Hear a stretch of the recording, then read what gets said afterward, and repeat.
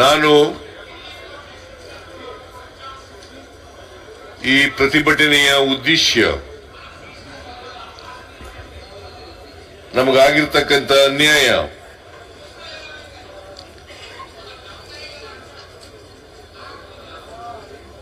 ಮತ್ತೆ ಕೇಂದ್ರ ಸರ್ಕಾರದ ಈ ದೇಶದ ಜನರ ಗಮನವನ್ನು ಸೆಳೀತಕ್ಕಂಥ ಪ್ರಯತ್ನವನ್ನ ಈ ಸಂದರ್ಭದಲ್ಲಿ ಮಾಡಲಿಕ್ಕೆ ಬಯಸ್ತಾ ಇದ್ದೇನೆ.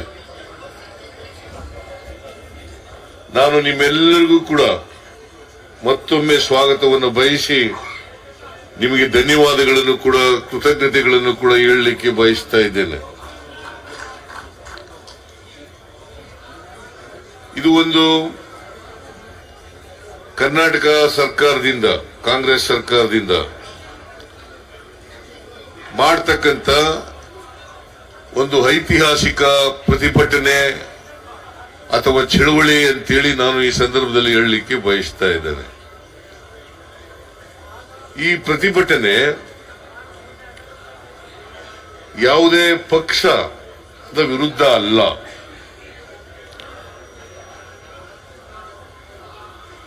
ಕಾಂಗ್ರೆಸ್ ಪಕ್ಷ, ಭಾರತೀಯ ಜನತಾ ಪಕ್ಷದ ವಿರುದ್ಧ ಮಾಡತಕ್ಕಂಥ ಚಳುವಳಿ ಅಲ್ಲ ಇದು. I am making it very very clear. That is why I have written a letter to all the MPs of BJP and JDS to participate in this agitation. But I expect them to participate, but they did not participate in this agitation. They should have been participated. It's because we are raising this issue of discrimination meted out by government of India, particularly state of Karnataka, and also the states of southern states, southern India. ಇದಕ್ಕೋಸ್ಕರ ಈ ಚಳುವಳಿಯನ್ನು ನಾವು ಹಮ್ಮಿಕೊಂಡಿದ್ದೀವಿ. ಯಾರ ವಿರುದ್ಧನೂ ಅಲ್ಲ, ಯಾವ ಪಕ್ಷದ ವಿರುದ್ಧನೂ ಕೂಡ ಅಲ್ಲ. ಇದು ಕರ್ನಾಟಕ ರಾಜ್ಯಕ್ಕೆ ಆಗಿರ್ತಕ್ಕಂಥ ಅನ್ಯಾಯವನ್ನ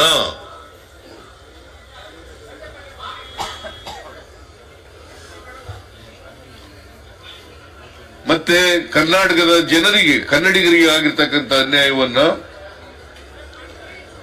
ಕೇಂದ್ರ ಸರ್ಕಾರದ ಗಮನಕ್ಕೆ ತರಬೇಕು.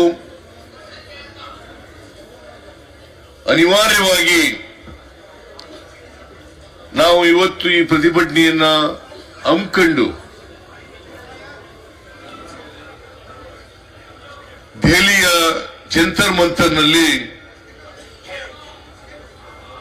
ನಾವು ಕೇಂದ್ರ ಸರ್ಕಾರದ ಗಮನವನ್ನು ಸೆಳೆಯಲಿಕ್ಕೆ ಪ್ರಯತ್ನವನ್ನು ಮಾಡ್ತಾ ಇದ್ದೀವಿ. ನಿಮ್ಗೆಲ್ಲ ಗೊತ್ತಿದೆ, ಜಂತರ್ ಮಂತರ್ ಒಂದು ಐತಿಹಾಸಿಕವಾದಂತಹ ಸ್ಥಳ. ಇಲ್ಲಿ ಅನೇಕ ಚಳುವಳಿಗಳನ್ನು ನಾವು ಮಾಡಿದ್ದೀವಿ.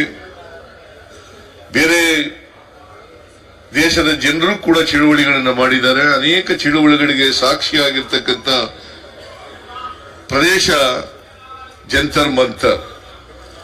ಅಂತ ಜಾಗದಲ್ಲಿ ಇವತ್ತು ಕಾಂಗ್ರೆಸ್ ಸರ್ಕಾರ, ಕರ್ನಾಟಕದ ಕಾಂಗ್ರೆಸ್ ಸರ್ಕಾರ ಇವತ್ತು ಈ ಪ್ರತಿಭಟನೆಯನ್ನ ಮಾಡ್ತಾ ಇದ್ದೀವಿ.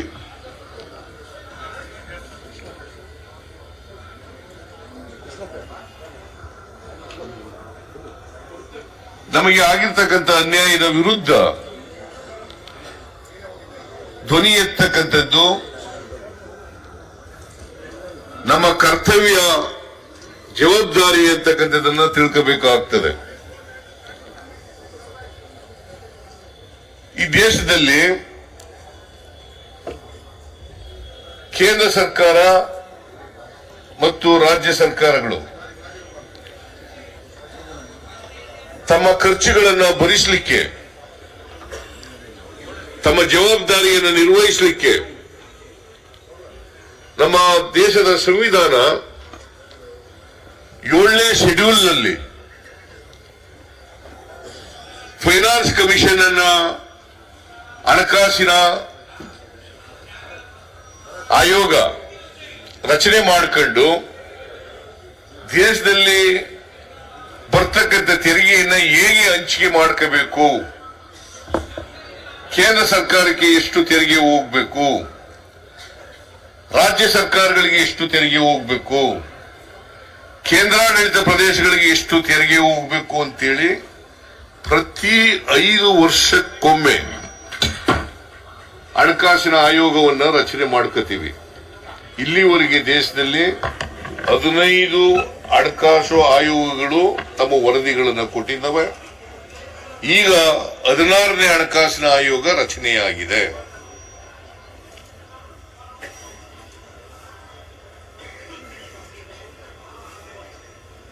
ಈ 15 ಹಣಕಾಸಿನ ಆಯೋಗಗಳು ಕೊಟ್ಟಿರ್ತಕ್ಕಂಥ ವರದಿ ಮೇಲೆ ತೆರಿಗೆಯನ್ನ ರಾಜ್ಯ ಸರ್ಕಾರಗಳಿಗೆ, ಕೇಂದ್ರ ಸರ್ಕಾರಕ್ಕೆ, ಕೇಂದ್ರಾಡಳಿತ ಪ್ರದೇಶಗಳಿಗೆ ಹಂಚಿಕೆ ಮಾಡ್ಕೋತೀವಿ.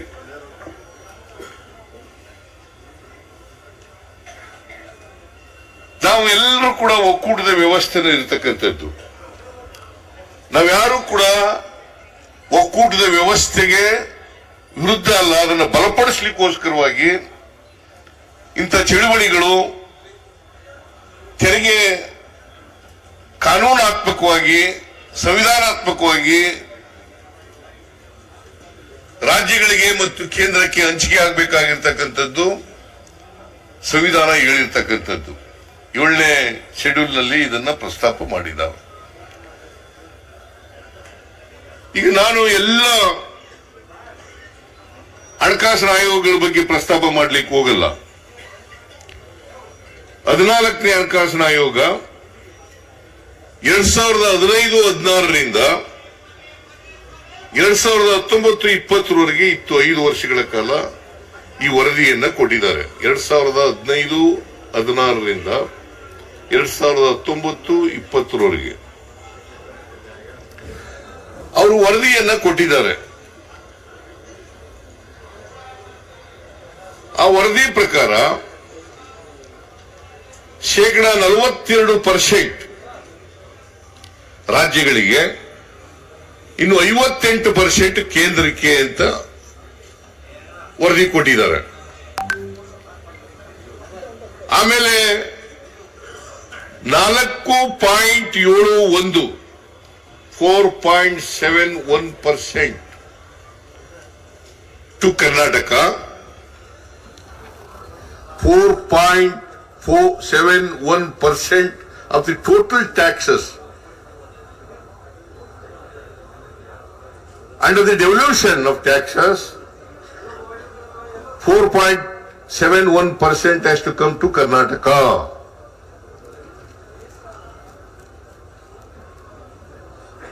ಈ 15ನೇ ಹಣಕಾಸಿನಲ್ಲಿ 42ರಿಂದ 41% ಇಳಿಸಿದ್ರು. 42ರಿಂದ 41% ಇಳಿಸಿದ್ರು. ಮತ್ತೆ ಕರ್ನಾಟಕಕ್ಕೆ ಕೊಡಬೇಕಾಗಿದ್ದಂತ ತೆರಿಗೆ ಪಾಲನ್ನ 4.71ರಿಂದ 3.64ಕ್ಕೆ ಇಳಿಸಿದ್ರು. ಅದರ ಅರ್ಥ 1.07% ಕಡಿಮೆ ಆಯಿತು.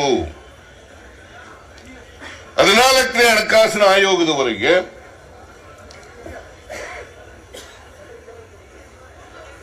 1971ನೇ ಜನಗಣತಿಯ ಆಧಾರದ ಮೇಲೆ ತೆರಿಗೆ ಹಂಚಿಕೆಯನ್ನ ಮಾಡ್ತಾ ಇದ್ರು. ಯಾಕಂತಂದ್ರೆ 1971ರಲ್ಲಿ ಜನ ನಿಯಂತ್ರಣ ಶುರುವಾಯಿತು. ಆದ್ರೆ 15ನೇ ಹಣಕಾಸಿನಲ್ಲಿ 1971ನೇ ಜನಗಣತಿಯನ್ನ ಬಿಟ್ಟು 2011ನೇ ಜನಗಣತಿಯನ್ನ ಲೆಕ್ಕಕ್ಕೆ ತಗೊಂಡ್ರು. 7ನೇ ಶೆಡ್ಯೂಲ್ ನಲ್ಲಿ ಏನ್ ಹೇಳ್ತಾರೆ ಅಂತಂದ್ರೆ, ಜನಸಂಖ್ಯೆ, ವಿಸ್ತೀರ್ಣ, ಕಾಡಿರ್ತಕ್ಕಂಥದ್ದು, ತಲೆ ಆದಾಯ, ಸಮುದಾಯಗಳ ಅಭಿವೃದ್ಧಿ ಇವುಗಳನ್ನ ಮಾನದಂಡಗಳನ್ನಾಗಿ ಇಟ್ಕೊಂಡಿದ್ದಾರೆ. ತೆರಿಗೆ ಹಂಚಿಕೆ ಮಾಡಲಿಕ್ಕೆ ಈ ಮಾನದಂಡಗಳನ್ನ ಇಟ್ಕೊಂಡಿದ್ದಾರೆ. ಉತ್ತರ ಭಾರತದ ಅನೇಕ ರಾಜ್ಯಗಳು ಜನಸಂಖ್ಯೆ ನಿಯಂತ್ರಣವನ್ನ ಸರಿಯಾಗಿ ಮಾಡಲಿಲ್ಲ.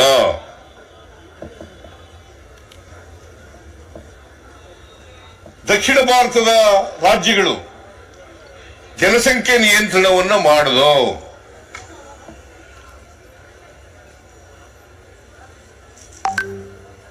ಹಾಗಾಗಿ ಜನಸಂಖ್ಯೆ ಉತ್ತರ ಭಾರತದಲ್ಲಿ ಹೆಚ್ಚಾಯಿತು, ಜನಸಂಖ್ಯೆ ದಕ್ಷಿಣ ಭಾರತದಲ್ಲಿ ಕಡಿಮೆ ಆಯಿತು. ಜನಸಂಖ್ಯೆ ನಿಯಂತ್ರಣ ಮಾಡದದ್ದು ಈಗ ನಮಗೆ ಶಾಪ ಆಗಿದೆ. ನಾನು ಯಾರು ಕೂಡ ಬಡ ರಾಜ್ಯಗಳಿಗೆ ಹೆಚ್ಚು ತೆರಿಗೆ ಕೊಡಬೇಡಿ ಅಂತ ಹೇಳಕ್ ಹೋಗಲ್ಲ. ಯಾವುದು ಅಭಿವೃದ್ಧಿ ಆಗಿಲ್ಲ ರಾಜ್ಯಗಳಿಗೆ ಸ್ವಲ್ಪ ಹೆಚ್ಚು ತೆರಿಗೆ ಕೊಡ್ತಕ್ಕಂಥದ್ರ ಬಗ್ಗೆ ನಮ್ದೇನು ತಕರಾರಿಲ್ಲ, ಅದನ್ನ ವಿರೋಧ ಮಾಡಲ್ಲ. ಆದರೆ ಕೋಳಿ ಚಿನ್ನದ ಮೊಟ್ಟೆ ಇರ್ತದೆ ಅಂತ ಹೇಳಿ ಕೋಳಿನೇ ಕುಯ್ದಾಕಬಾರದು ಅನ್ನೋದು ನಮ್ಮ ವಾದ. ಹಾಲು ಕರೀತದೆ ಅಂತ ಹೆಸರು, ಹಾಲು ಹೆಚ್ಚು ಕರೀತದೆ ಅಂತ ಹೇಳಿ ಹಸು ಕೆಚಿಲ್ಲೇ ಕುಯ್ಬೇಡಿ ಅಂತಕ್ಕಂಥದ್ದು ನಮ್ಮ ವಾದ.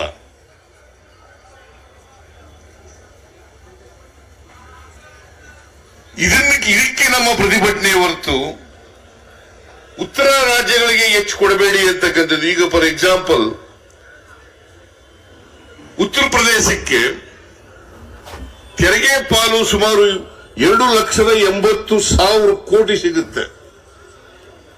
ನಮ್ಗೆ ಈ ವರ್ಷ ಎಷ್ಟು ಸಿಗ್ತದೆ ಗೊತ್ತಾ? ತೆರಿಗೆ ಪಾಲು 50,257 ಕೋಟಿ ರೂಪಾಯಿಗಳು. ಎಷ್ಟು?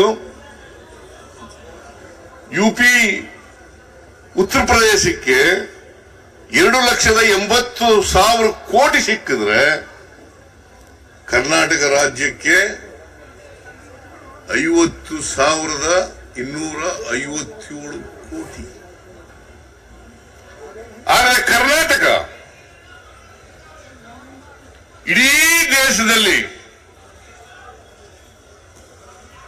ತೆರಿಗೆ ಹೆಚ್ಚು ಮಾಡತಕ್ಕಂಥ ರಾಜ್ಯಗಳಲ್ಲಿ 2ನೇ ರಾಜ್ಯ. GST ಕಲೆಕ್ಷನ್ ಇರ್ಬೋದು, ಇನ್ಕಮ್ ಟ್ಯಾಕ್ಸ್ ಇರ್ಬೋದು, ಕಾರ್ಪೊರೇಟ್ ಟ್ಯಾಕ್ಸ್ ಇರ್ಬೋದು, ಕಸ್ಟಮ್ಸ್ ಡ್ಯೂಟಿ ಇರ್ಬೋದು, ಸೆಸ್ ಸರ್ಚಾರ್ಜ್ ಇರ್ಬೋದು, ಇವೆಲ್ಲವುಗಳಲ್ಲಿ ಕೂಡ we are number 2. Karnataka is number 2 as far as the tax collection is concerned. Maharashtra number 1, Maharashtra state is number 1, Karnataka number 2. ಮತ್ತೆ ನಮಗೆ ಯಾಕಂದ್ರೆ is it not an injustice caused to Karnataka?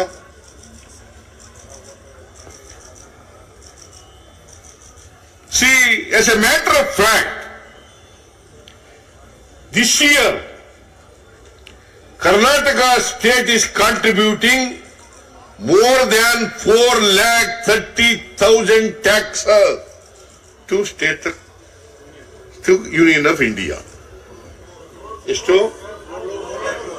4,30,000 crores. 4,30,000 crores ಕರ್ನಾಟಕದಿಂದ ಕೇಂದ್ರ ಸರ್ಕಾರಕ್ಕೆ ತೆರಿಗೆ ನಾವು ಸಲ್ಲಿಸ್ತಕ್ಕಂಥದ್ದು.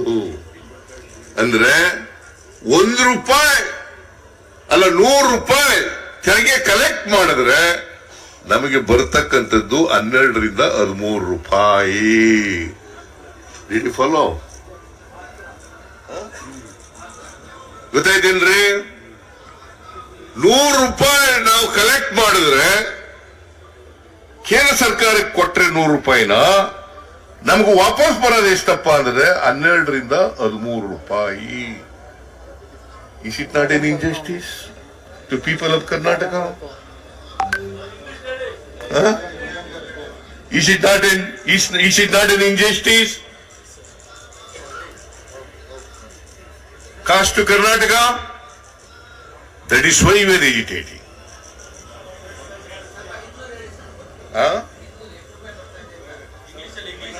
ಇಂಗ್ಲಿಷ್ನಲ್ಲಿ ಹೇಳ, ಇಂಗ್ಲಿಷ್ನಲ್ಲಿ ಹೇಳ್ತಾ ಇರೋದಿದೆ.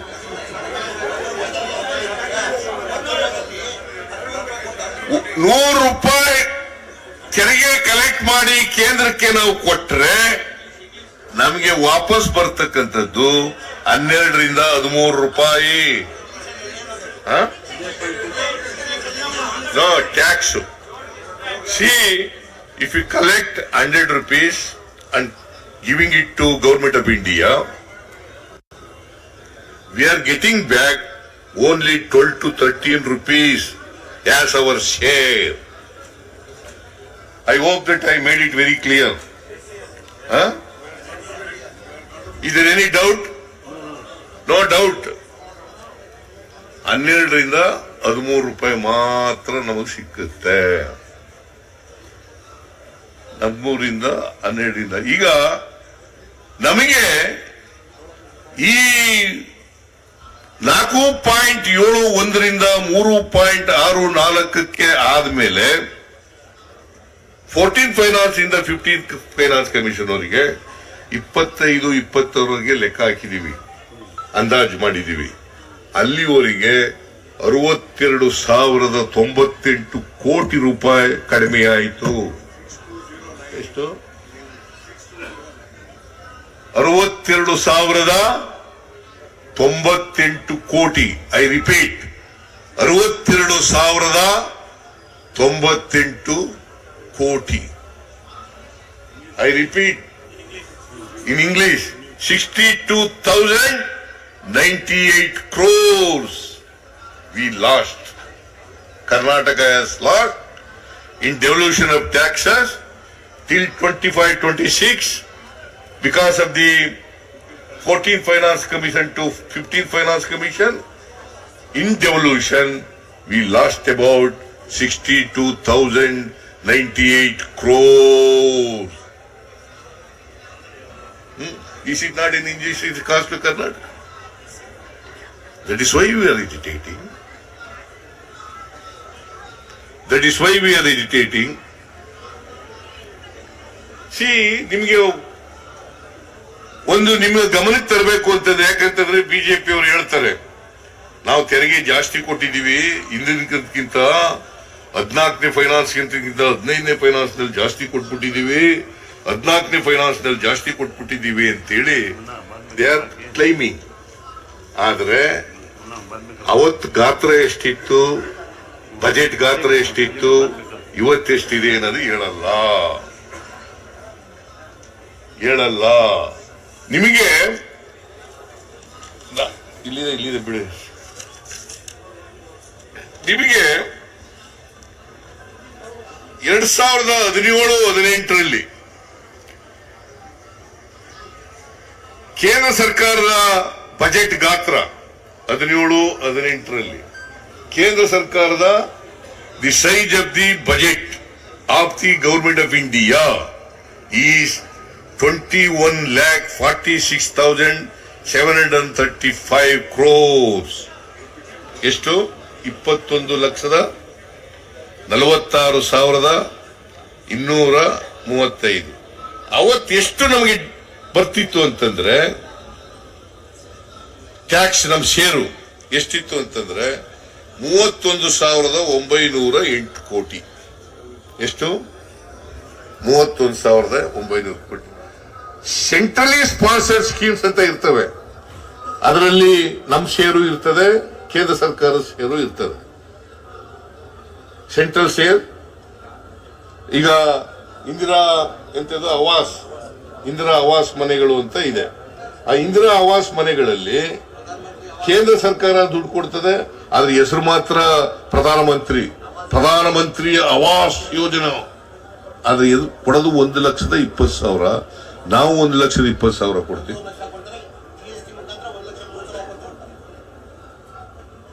ಕೊಡ್ತೀವಿ. ಆದ್ರೆ ಹೆಸರು ಮಾತ್ರ ಪ್ರಧಾನಮಂತ್ರಿಗಳಿಗೆ. ಈ ತರ ಸೆಂಟ್ರಲಿ ಸ್ಪಾನ್ಸರ್ಡ್ ಸ್ಕೀಮ್ಗಳಲ್ಲಿ ಅದು it is on share basis. Government share ಇರ್ತದೆ, ಗವರ್ಮೆಂಟ್ ಆಫ್ ಕರ್ನಾಟಕ ಶೇರ್ ಇರ್ತದೆ, ಗವರ್ಮೆಂಟ್ ಆಫ್ ಇಂಡಿಯಾ ಶೇರ್ ಇರ್ತದೆ. ಅದ್ರ ಮೂಲಕ ನಮಗೆ ಬರ್ತಕ್ಕಂಥ ಹಣ 16,082 ಕೋಟಿ. 17-18ರಲ್ಲಿ ನಾವು ಪಡ್ಕೊಂಡಂತ ಒಟ್ಟು ನಮ್ಮ ಕರ್ನಾಟಕ ಬಂದಂತ ದುಡ್ಡು 47,990 ಕೋಟಿ. ಯಾವ ವರ್ಷ ಇದು? 17-18ರಲ್ಲಿ.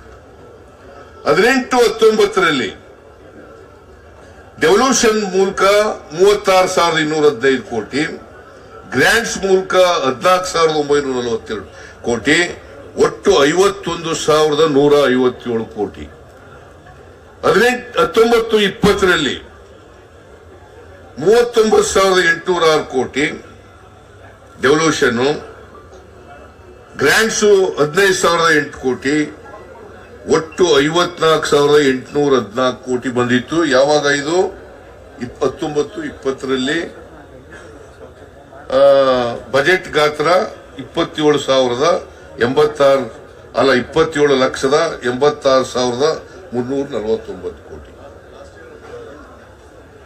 ಸೊ ನಾನು ಯಾಕೆ ಹೇಳ್ತಾ ಇದ್ದೀನಿ ಅಂತಂದ್ರೆ, ಅವತ್ತು ಬಜೆಟ್ ಗಾತ್ರ ಕಡಿಮೆ ಇತ್ತು. ಕಡಿಮೆ ಇದ್ರೂ ಕೂಡ 18-19ರಲ್ಲಿ 51,000 ಕೋಟಿ ಬಂದಿದೆ ನಮಗೆ. ಎಷ್ಟು ಬಂದಿದೆ? 51,000 ಕೋಟಿ. ಬಜೆಟ್ ಗಾತ್ರ ಎಷ್ಟಿತ್ತು ಅಂದ್ರೆ 24,42,000 ಕೋಟಿ. 23-24ರಲ್ಲಿ ಎಷ್ಟು ಬಜೆಟ್ ಗಾತ್ರ? 45 ಲಕ್ಷ ಕೋಟಿ. 45 ಲಕ್ಷ ಕೋಟಿ 18-19ರಲ್ಲಿ ಇದಕ್ಕಿಂತ ಹೆಚ್ಚು ಕಡಿಮೆ ಡಬಲ್ ಆಯಿತು. ನಮಗೆ ಟ್ಯಾಕ್ಸ್ ಡಬಲ್ ಬರಬೇಕಲ್ಲ. ಗಾತ್ರ ಬದಿಯಾದ್ಮೇಲೆ ಪ್ರಪೋರ್ಷನೇಟ್ ಆಗಿ ನಮಗೆ ಜಾಸ್ತಿ ಬರಬೇಕಲ್ಲ. ಬಂದಿಲ್ಲ. 23-24ರಲ್ಲಿ ನಾವು ಬಂದದ್ದು 50,257 ಕೋಟಿ, 18-19ಗಿಂತ ಕಡಿಮೆ. Is it not an injustice to Karnataka? Is it not an injustice to people of Karnataka? Huh? Should you not protest? Should you not agitate? So this is the position. So GST ಬಂತು. ನಾವು ಹೇಳಿದ್ವು GST ಇಂದ ಅವೈಜ್ಞಾನಿಕ ಆಗಿದೆ, ಇದು ಬೇಡ, ಈಗ ಮಾಡಬೇಡಿ, ವೈಜ್ಞಾನಿಕವಾಗಿ ಮಾಡಿ. GST ನಾವು ವಿರೋಧ ಮಾಡಲ್ಲ, ಆದ್ರೆ GST ಮಾಡುವಾಗ ಏನ್ ಹೇಳಿದ್ರು ಕೇಂದ್ರ ಸರ್ಕಾರದವರು? ನಿಮ್ಗೆ ಎಷ್ಟು ನಷ್ಟ ಆಯ್ತದ ಅವೆಲ್ಲ ಬರೆಸ್ಕೊಡ್ತೀವಿ ಅಂತ ಹೇಳಿದ್ರು. GST ಕೌನ್ಸಿಲ್ ನಲ್ಲಿ ನಿಮ್ಗೆ ಎಷ್ಟು ನಷ್ಟ ಆಯ್ತದೆ ಅಷ್ಟೆಲ್ಲ ಬರೆಸ್ಕೊಡ್ತೀವಿ. ನಮ್ಮ ಕೃಷ್ಣ ಬೈರೇಗೌಡ ಹೋಗ್ತಾನೆ GST ಕೌನ್ಸಿಲ್, ಎಲ್ಲನೂ ಬರೆಸ್ಕೊಟ್ಬಿಡ್ತೀವಿ ಅಂತ ಹೇಳಿದ್ರು. ನಮಗೆ ಅವತ್ತು 15% ಟ್ಯಾಕ್ಸ್ ಗ್ರೋತ್ ಇತ್ತು. Tax growth 15%. ಅದು ನ್ಯಾಷನಲ್ ಅವರೇಜ್ 14%ಗೆ ಅಂತ ಹೇಳಿದ್ರು. 14% ಕೊಡ್ತೀವಿ ನಿಮ್ಗೆ ಹೇಳಿದ್ರು, ಒಪ್ಕೊಂಡು. 14% ಕೊಡ್ತೀವಿ ಅಂತಂದ್ರು, ಒಪ್ಕೊಂಡು. 5 ವರ್ಷ ಕೊಟ್ಟರು. 2022 ಜೂನ್ಗೆ ನಿಲ್ಲಿಸ್ಬಿಟ್ರು. ಜೂನ್ 2022ನೇ ಇಸ್ವಿಗೆ ಕಾಂಪನ್ಸೇಷನ್ ಕೊಡೋದು ನಿಲ್ಲಿಸ್ಬಿಟ್ರು. ಈಗ 22-23, 23-24 ಎರಡೇ ವರ್ಷದಲ್ಲಿ ಆ ಕಾಂಪನ್ಸೇಷನ್ ಕೊಡ್ತಿದ್ರಲ್ಲ, ತೆರಿಗೆ ನಮಗೆ ನಷ್ಟ ಆಯ್ತಲ್ಲ, ಅದರಿಂದ ಮೋರ್ ದೆನ್ 59,000 ಕ್ರೋಸ್ ನಷ್ಟ ಆಯ್ತು. ಎಷ್ಟು ನಷ್ಟ ಆಯ್ತು? 59,000 ಕೋಟಿಗೂ ಹೆಚ್ಚು ಜಾಸ್ತಿ. Is it not an injustice? Is it not an injustice? So this is an injustice. 59,000 ಕೋಟಿ.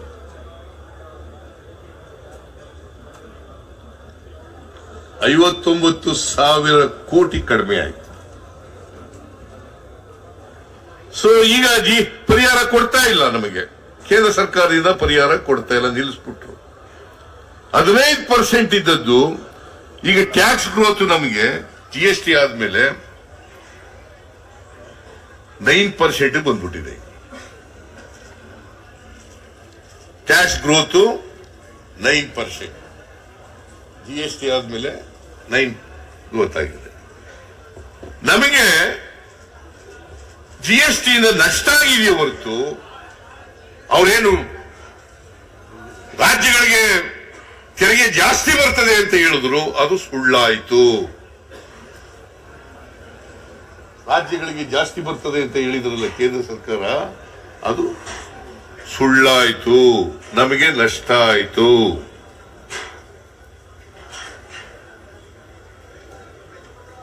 ಸೊ ಇದು ಅನ್ಯಾಯ ಅಲ್ವಾ? 59,000 ಕೋಟಿ ಬರ್ದೇ ಹೋಯ್ತಲ್ಲ ನಮಗೆ ಬಿಕಾಸ್ ಆಫ್ ದಿ GST. ಅದು ಅನ್ಯಾಯ ಅಲ್ವಾ? ಈ ಅನ್ಯಾಯ ಪ್ರತಿಭಟಿಸಬೇಕು ಬೇಡ? ಪ್ರತಿಭಟಿಸಕ್ಕೋಸ್ಕರ ಇವತ್ತು ಪ್ರತಿಭಟನೆ ಮಾಡ್ತಾ ಇರೋದು. ಮಿಸ್ಟರ್ ಬಿಜೆಪಿ ಅವರು ಬರ್ಬೇಕಾಗಿತ್ತು, ಪಾಪ ಬಂದಿಲ್ಲ. ಅವರು ಬಂದಿದ್ರೆ ಗೊತ್ತಾಗ್ತಿತ್ತು ಅವ್ರಿಗೆ ಇವೆಲ್ಲ. ಇವ್ರು ಹೆಂಗೆ ಅಂತಂದ್ರೆ, ನಮ್ಮಲ್ಲಿ ಕೋಲೆ ಬಸವ ಅಂತ ಇದಾರೆ. ಕೋಲೆ ಬಸವ ಅಂತ ಗೊತ್ತಾ? ಈ ಭಿಕ್ಷಿಕರು ಬಸ್ ಒಂದು ಎತ್ತಿ ಹಿಡ್ಕೊಂಬಂತ ಬಸವನ ಹಿಡ್ಕೊಂಬರ್ತಾರೆ. ಅದು ತಲೆ ಕುಣಿಸುವಂದ್ರೆ ತಲೆ ಹಿಂಗ ಅನ್ಸುತ್ತೆ, ತಲೆ ಅಲ್ಲಾಡ್ಸೋದು ಹಿಂಗಲ್ಲ ಅನ್ಸುತ್ತೆ. ಹಂಗೆ ಇವರು ಬಿಜೆಪಿ ಎಂಪಿಗಳು ಹೆಂಗೆ ಅಂತಂದ್ರೆ, ನರೇಂದ್ರ ಮೋದಿ ಅವರು ಏನ್ ಹೇಳ್ತಾರೆ ಅದಕ್ಕೆ ತಲೆ ಕುಣಿಸೋದು, ಬೇಡ ಅಂತಂದ್ರೆ ತಲೆ ಅಲ್ಲಾಡ್ಸೋದು. ಇದು ಇವ್ರು ಮಾಡ್ತಾ ಇರೋದು. ಬಿಜೆಪಿ MLA ಇವತ್ತು ಒಂದು ದಿನ ಇವತ್ತಿನವರಿಗೆ ಬಾಯಿ ಬಿಡ್ಲಿಲ್ವಲ್ರಿ.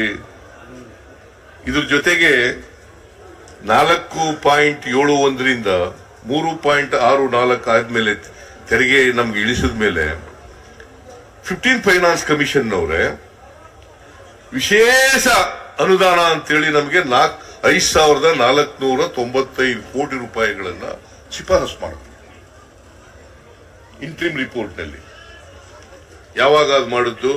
2021ರಲ್ಲಿ ಶಿಫಾರಸು ಮಾಡೋದು. ನಾನು ಅನೇಕ ಸಾರಿ ಅಸೆಂಬ್ಲಿನಲ್ಲಿ ಗಂಟೆ ಶೋಷಣೆ ಮಾಡ್ಕೊಂಡೆ. ಕೇಳ್ರಿ ಹೋಗಿ ಮಿಸ್ಟರ್ ಯಡಿಯೂರಪ್ಪ, ಕೇಳ್ರಿ ಹೋಗಿ ಮಿಸ್ಟರ್ ಯಡಿಯೂರಪ್ಪ, ಪತ್ರ ಬರೀರಿ, ನಿರ್ಮಲಾ ಸೀತಾರಾಮನ್ ಹತ್ರ ಕೂತ್ಕೊಳ್ರಿ, ನರೇಂದ್ರ ಮೋದಿ ಅವರ ಹತ್ರ ಕೂತ್ಕೊಳ್ರಿ, ಹೋಗಿ ಎಂಪಿಗಳನ್ನ ಹೋಗಿ ಕೂತ್ಕೊಳ್ರಿ. 5,495 ಕೋಟಿ is not A small amount. It's not A small amount. ಅವರಿಗೆ ಮನವರಿಕೆಯಾಗಿ ಕೊಟ್ಟಿದ್ದಂಥದ್ದು ವಿಶೇಷ ಗ್ರಾಂಟ್ಸ್ ಅನ್ನ. ಅದ್ರ ಜೊತೆಗೆ ಅವ್ರ ರಿಪೋರ್ಟ್ ನಲ್ಲಿ 15 ಫೈನಾನ್ಸ್ ಕಮಿಷನ್ ರಿಪೋರ್ಟ್ ನಲ್ಲಿ 3,000 ಕೋಟಿ ಪೆರಿಫೆರಲ್ ರಿಂಗ್ ರೋಡ್ ಮಾಡ್ಲಿಕ್ಕೆ ಅಂತ ಹೇಳಿದ್ರು, ಕೊಡ್ತೀವಿ ಅಂತ ಹೇಳಿದ್ರು. ಎಷ್ಟು? 3,000 ಕೋಟಿ ಪೆರಿಫೆರಲ್ ರಿಂಗ್ ರೋಡ್ ಕೊಡ್ತೀವಿ ಅಂತ ಹೇಳಿದ್ರು. ಅದ್ರ ಜೊತೆಗೆ ವಾಟರ್ ಬಾಡೀಸ್ ಡೆವಲಪ್ಮೆಂಟ್ಗಳಿಗೆ ಅದಕ್ಕೆ 3,000 ಕೋಟಿ ಕೊಡ್ತೀವಿ ಅಂತಂದ್ರು. ಒಟ್ಟು 6,000 ಕೊಡ್ತೀವಿ ಅಂತಂದ್ರು. 6,000 plus special grants 5,495, both put together 11,495 ಕೋಟಿ. ಐ ರಿಪೀಟ್, 11,495 ಕೋಟಿ. ನಾನು ಯಾಕೆ ಇದನ್ನ ರಿಪೀಟ್ ಅಂತ ಹೇಳ್ತಾ ಇದ್ದೀನಿ ಅಂತಂದ್ರೆ, ನಿನ್ನೆ ಶ್ರೀಮತಿ ಯಾರು ನಮ್ಮ ಹಣಕಾಸಿನ ಮಂತ್ರಿ ನಿರ್ಮಲಾ ಸೀತಾರಾಮನ್ ಅವ್ರು ಏನ್ ಹೇಳಿದ್ದಾರೆ ಅಂದ್ರೆ, 15 finance commission is a independent organisation, autonomous organisation, we do not want to interfere. ಹಾಗಾದ್ರೆ ಅಮ್ಮ ನೀನು 11,495 ಕೋಟಿ ರೂಪಾಯಿನ ಕೊಡ್ಲಿಲ್ವಲ್ಲ? ಯಾಕ ತಾಯಿ ಇಂಟರ್ಫಿಯರ್ ಆಗದೆ ಹೋದ್ರೆ ಕೊಡ್ಬೇಕಾಗಿತ್ತಲ್ಲ. ಇಂಟರ್ಫಿಯರ್ ಆಗಲ್ಲ. It is an autonomous organisation. ನಾನು ಇಂಟರ್ಫಿಯರ್ ಆಗಲ್ಲ. ಯಾಕೆ ಸುಳ್ಳು ಹೇಳ್ತೀಯ ತಾಯಿ ಪಾರ್ಲಿಮೆಂಟ್ ನಲ್ಲಿ? 11,495 ಕೋಟಿ. It was refused by none other than our finance minister, Srimati Nirmala Sitaraman.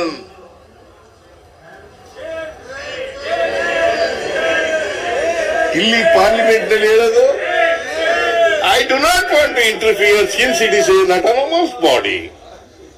I do not want to interfere with the report of the Finance Commission, since it is an autonomous body. Why? क्यों झूठ बोलता है madam?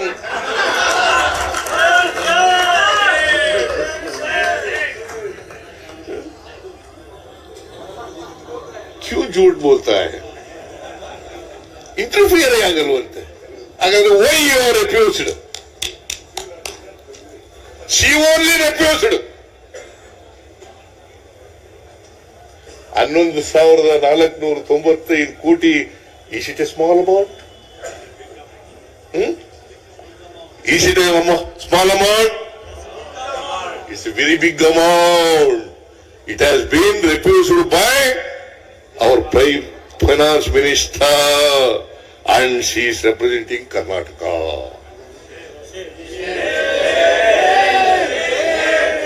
She is representing Karnataka. Which state she is representing? In Rajya Sabha? ಯಾಕ್ರಿ ಸುಳ್ಳು ಹೇಳ್ತೀರಿ? ನಾನು ಇನ್ನೊಂದು ಪ್ರಶ್ನೆ ಕೇಳ್ತೀನಿ ಯಡಿಯೂರಪ್ಪನವರಿಗೆ ಮತ್ತೆ ಬಸವರಾಜ ಬೊಮ್ಮಾಯಿ ಅವರು ಯಾಕೆ ಹೇಳಿದಂತಾರೆ 15ನೇ ಫೈನಾನ್ಸ್ ಕಮಿಷನ್ ಕರ್ನಾಟಕಕ್ಕೆ ಭೇಟಿ ಕೊಟ್ಟಾಗ ಅವರು ಕೇಳಿದಾಗ ಆ ಕಾಲದಲ್ಲಿ ಸಿದ್ದರಾಮಯ್ಯನವರೇ ಚೀಫ್ ಮಿನಿಸ್ಟರ್.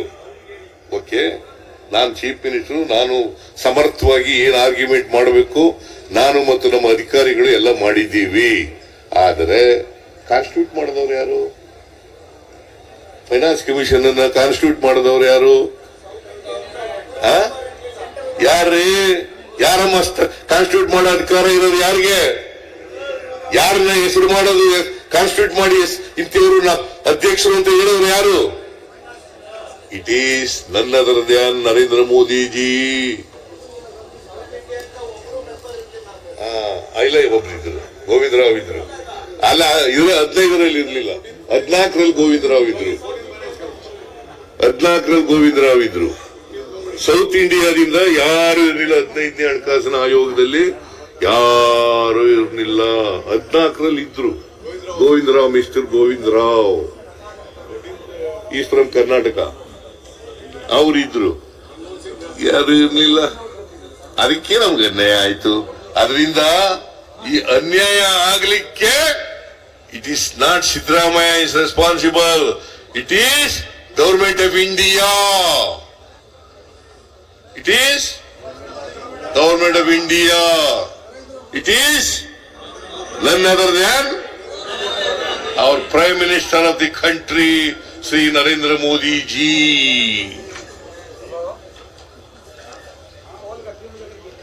ಅಲ್ವಾ? ಸತ್ಯ ಗೊತ್ತಾಗಬೇಕಲ್ಲ. ನೀವೆಷ್ಟೇ ಅಸತ್ಯವನ್ನ ಹೇಳಿದ್ರೂ ಕೂಡ ಸತ್ಯವನ್ನ ಮುಚ್ಚಾಕ್ಲಿಕ್ಕೆ ಸಾಧ್ಯ ಇಲ್ಲ. ಮಿಸ್ಟರ್ ಯಡಿಯೂರಪ್ಪ, ಮಿಸ್ಟರ್ ಬಸವರಾಜ ಬೊಮ್ಮಾಯಿ, ಸಾಧ್ಯನಾ? This are all facts. And ನಾನು ಎಲ್ಲ ಕೋಟ್ ಮಾಡ್ತಾ ಇರ್ತಕ್ಕಂಥ facts, figures, it is from their documents only. ಅವ್ರ ಬಜೆಟ್ ಮಂಡಿಸಿದಾರಲ್ಲ, ಆ ಬಜೆಟ್ ಡಾಕ್ಯುಮೆಂಟ್ಗಳ ಮೂಲಕನೇ ನಾನು ಹೇಳ್ತಾ ಇರೋದು. Nobody can dispute it, nobody can deny it. ಇವರು ರಾಜಕೀಯಕ್ಕೋಸ್ಕರ ಸುಳ್ಳು ಹೇಳ್ತಾ ಇದ್ದೀರಾ, ಜನರ ತಪ್ಪುದಾರಿಗೆ ಎಳಿತಾ ಇದ್ದೀರಾ. ಬಿಜೆಪಿಯವರೇ, ನೀವು ಕರ್ನಾಟಕದ ಜನರಿಗೆ ದ್ರೋಹ ಮಾಡ್ತಾ ಇದ್ದೀರಿ ಅಂತಕ್ಕಂಥ ಮಾತುಗಳನ್ನು ಹೇಳಬೇಕಾಗ್ತದೆ.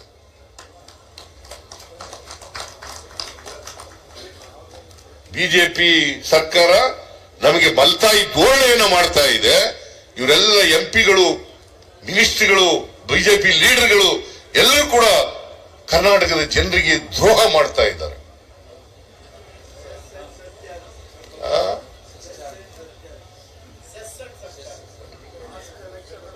This is an hard truth. These are all based on facts. No, anybody can verify the documents of the government. Nam document beda. You please verify the documents of government of Karnataka, government of India. Budgetary documents, budget documents. You please verify.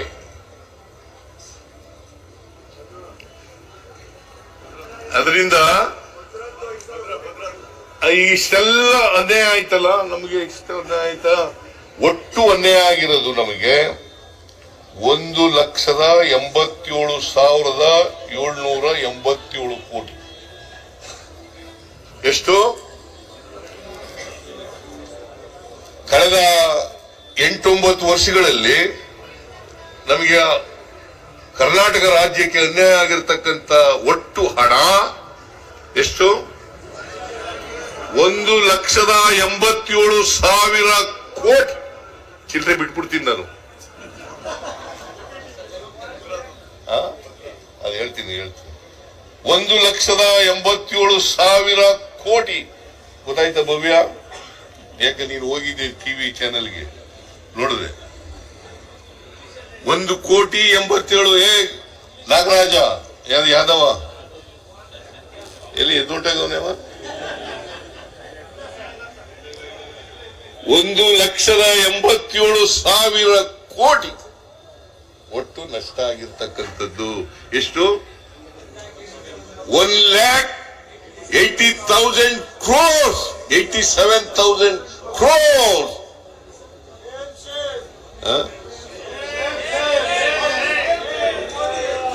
In such a big way, injustice has been caused to Karnataka. Can we keep quiet? Should we not agitate? Should you not protect the interest of Karnataka? Should you not protect the interest of Kannadigas? Is it not our duty? That is why you are doing. ಗೊತ್ತಾಯ್ತೇನ್ರಪ್ಪ? ಆಮೇಲೆ ಬರಗಾಲ ಬಂತು. ಕರ್ನಾಟಕದಲ್ಲಿ ಬರಗಾಲ ಇದೆ. 236 ತಾಲೂಕುಗಳಲ್ಲಿ 223 ತಾಲೂಕುಗಳನ್ನ ಬರಗಾಲ ಅಂತ ಘೋಷಣೆ ಮಾಡಿದ್ವಿ. 220. ಅದರಲ್ಲಿ ಸಿವಿಯರ್ ಡ್ರಾಟ್ ಇರ್ತಕ್ಕಂಥದ್ದು 196 ತಾಲೂಕು. 236 ತಾಲೂಕುಗಳಲ್ಲಿ ಸಿವಿಯರ್ ಡ್ರಾಟ್ ಇರ್ತಕ್ಕಂಥದ್ದು 196 ತಾಲೂಕು. 223 ತಾಲೂಕುಗಳನ್ನ ಬರಗಾಲ ಅಂತ ಘೋಷಣೆ ಮಾಡಿದ್ವಿ. ಇದು ನಾವು ಮೆಮೊರಾಂಡಮ್ ಕೊಟ್ಟದ್ದು ಸೆಪ್ಟೆಂಬರ್ ತಿಂಗಳಲ್ಲಿ. ಸುಮಾರು 5 ತಿಂಗಳಾಯ್ತಾ ಬಂತಲ್ವಾ? ಕೇಂದ್ರ ಸರ್ಕಾರದಿಂದ ಸೆಂಟ್ರಲ್ ಟೀಮ್ ಬಂತು. ಅವರೆಲ್ಲ ಇನ್ಸ್ಪೆಕ್ಷನ್ ಮಾಡಿದ್ರು, ರಿಪೋರ್ಟ್ ಕೊಟ್ಟರು ಕೇಂದ್ರ ಸರ್ಕಾರಕ್ಕೆ. ನಮ್ಮ ಮಂತ್ರಿಗಳು ಕೃಷ್ಣ ಬೈರೇಗೌಡ, ಚಲುವರಾಯಸ್ವಾಮಿ, ಆಮೇಲೆ ನಮ್ಮ ಯಾರು ಪ್ರಿಯಾಂಕ್ ಖರ್ಗೆ ಎಲ್ಲ ಹೋದ್ರು. ಪಾಪ ಇವ್ರಿಗೆ ಅವ್ರನ್ನ ಮೀಟ್ ಮಾಡಕ್ಕೂ ಅವಕಾಶ ಕೊಡ್ಲಿಲ್ಲ. ಕೊನೆಗೆ ಹೇಗೋ ಕಷ್ಟಪಟ್ಟು ಕೃಷ್ಣ ಬೈರೇಗೌಡ, ಪ್ರಿಯಾಂಕ್ ಖರ್ಗೆ ಅಗ್ರಿಕಲ್ಚರ್ ಮಿನಿಸ್ಟರ್ನ ಭೇಟಿ ಮಾಡಿದ್ರು. ಚಲುವರಾಯಸ್ವಾಮಿ ಇರ್ಲಿಲ್ಲ, ಇವ್ರು ಮಾತ್ರ ಇಬ್ಬರೇ ಹೋಗಿದ್ರು, ಇವರಿಬ್ಬರಿಗೆ. ಆಮೇಲೆ ನಾನೇ ಡಿಸೆಂಬರ್ 20ನೇ ತಾರೀಕು ನಾನು ಕೃಷ್ಣ ಬೈರೇಗೌಡ ಪ್ರೈಮ್ ಮಿನಿಸ್ಟರ್ ಹತ್ರ ಅಪಾಯಿಂಟ್ಮೆಂಟ್ ತಗೊಂಡು, ಅಮಿತ್ ಶಾ ಅವ್ರ ಹತ್ರ ಅಪಾಯಿಂಟ್ಮೆಂಟ್ ತಗೊಂಡು ಭೇಟಿ ಮಾಡೋದು. ಡಿಸೆಂಬರ್ 20ನೇ ತಾರೀಕು I, along with Mr. Krishna Bairegowda, who is a minister in charge of revenue, we met Prime Minister of this country, Sri Narendra Modi ji, and also Amit Shah, who is a Home Minister of this country, and he is also chairman of this drought relief high level committee. ಅವ್ರು ಏನ್ ಹೇಳಿದ್ರು? ನರೇಂದ್ರ ಮೋದಿ ಅವರು ಹೇಳಿದ್ರು, ನಾನು ಹೇಳ್ತೀನಿ ಎಲ್ಲ ಇವ್ರಿಗೆ, ಅಮಿತ್ ಶಾ ಅವ್ರಿಗೆ ಹೇಳ್ತೀವಿ ಅಂತಂದ್ರು. ಆಮೇಲೆ ಅಮಿತ್ ಶಾ ಅವ್ರನ್ನ ಭೇಟಿ ಮಾಡಾಗ ಏನ್ ಹೇಳಿದ್ರು? 20ನೇ ತಾರೀಕು ಭೇಟಿ ಮಾಡಿದ್ವಿ, ಡಿಸೆಂಬರ್ 20ಕ್ಕೆ. 23ಕ್ಕೆ ಮೀಟಿಂಗ್ ಕರೆದು ನಾವು ಒಂದು ತೀರ್ಮಾನ ಮಾಡ್ತೀವಿ ಅಂತ ಹೇಳಿದ್ರು. 23ಕ್ಕೆ ಡಿಸೆಂಬರ್ 23ಕ್ಕೆ ಮಾಡ್ತೀವಿ. ಇವತ್ತಿನವರಿಗೆ ಒಂದು ಮೀಟಿಂಗ್ ಕರೆದಿದ್ರಂತೆ, ಅದು ಮುಂದಕ್ಕೆ ಹೊಂಟಾಯ್ತು. ಆಮೇಲೆ ಇವತ್ತಿನವರಿಗೆ ಮೀಟಿಂಗ್ ಆಗಿಲ್ಲ.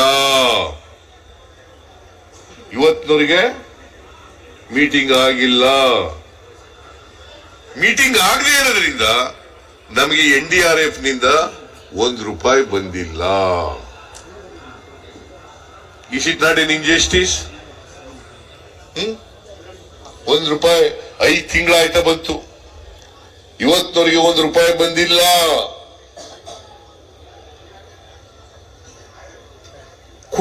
ಕೊಡ್ರಿ ನಾವು ಮಾತೆತ್ತಿದ್ರೆ ಸಿದ್ದರಾಮಯ್ಯನವರ ಸರ್ಕಾರ ರೈತರಿಗೆ ಏನು ಪರಿಹಾರ ಕೊಡ್ಲಿಲ್ಲ. ನಾವು ಕುಡಿಯ ನೀರಿಗೆ, ಮೇವಿಗೆ, ಉದ್ಯೋಗ ಕೊಡ್ಲಿಕ್ಕೆ ಇವತ್ತವರೆಗೆ ತೊಂದರೆ ಆಗಿಲ್ಲ. ಅದ್ರ ಜೊತೆಗೆ ಮೊದಲನೇ ಕಂತಿನಲ್ಲಿ ₹2,000 ಅಲ್ಲ 20 ಎಷ್ಟು ₹2,000 ಪ್ರತಿ ರೈತರಿಗೆ ಮೊದಲನೇ ಕಂತಿನಲ್ಲಿ ಪರಿಹಾರ ಕೊಟ್ಟಿದ್ದೀವಿ. ಸುಮಾರು 31 ಲಕ್ಷ ರೈತರಿಗೆ ಕೊಟ್ಟಿದ್ದೇವೆ. 650 ಕೋಟಿನಲ್ಲ, 650 ಕೋಟಿ ರೂಪಾಯಿಗಳನ್ನ ರೈತರಿಗೆ ಕೊಟ್ಟಿದ್ದೀವಿ. 31 ಲಕ್ಷ ರೈತರಿಗೆ ಕೊಟ್ಟಿದ್ದೀವಿ. ಇನ್ನೂ ಕೊಡ್ತೀವಿ. NDRF ಹಣ ಬಂದ್ಮೇಲೆ ಕೊಡ್ತೀವಿ. ಪುನಃ NDRF ಹಣ ಬರಬೇಕಲ್ಲ, ಅದು ಅವ್ರ ಮನೆಯಿಂದ ಕೊಡೋದಲ್ಲ, ನಮ್ ದುಡ್ಡು, ನಮ್ಮ ಕರ್ನಾಟಕದಿಂದ ಕಲೆಕ್ಟ್ ಆಗಿರ್ತಕ್ಕಂಥ ತೆರಿಗೆ. SDRF ಮತ್ತೆ NDRF ಅಂತ ಇರ್ತದೆ. SDRF ನಲ್ಲಿ 75% ಗವರ್ಮೆಂಟ್ ಆಫ್ ಇಂಡಿಯಾ ಕೊಡ್ತದೆ, 25% ಸ್ಟೇಟ್ ಗವರ್ಮೆಂಟ್ ಶೇರ್ ಕೊಡ್ತದೆ. NDRF ನಲ್ಲಿ ಈ ತರ ಪ್ರವಾಹ ಬಂದಾಗ ಮತ್ತೆ ಬರಗಾಲ ಬಂದಾಗ ಬೇರೆ ಆಪತ್ತುಗಳು ಬಂದಾಗ ಖರ್ಚು ಮಾಡ್ಲಿಕ್ಕೆ ಇರ್ತಕ್ಕಂಥ ಹಣ ಅದು NDRF, national disaster response fund.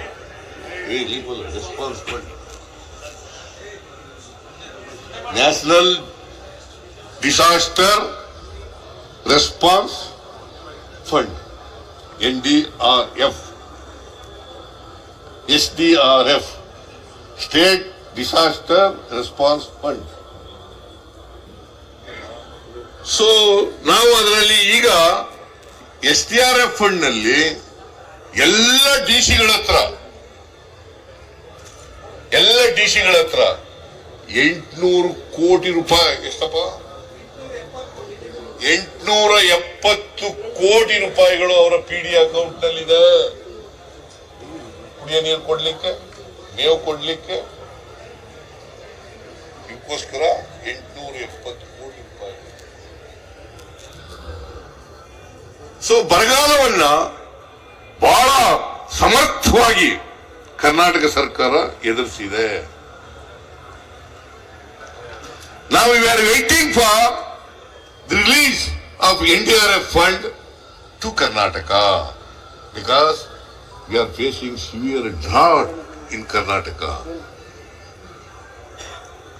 ಕೊಟ್ಟಿಲ್ಲ ಇವತ್ತಿನವರಿಗೆ, ಅದು ಕೊಡಿಸ್ರಿ mister Yediyurappa, mister Basavaraj Bommai and 26-27 ಜನ MP ಗಳು ಈಗ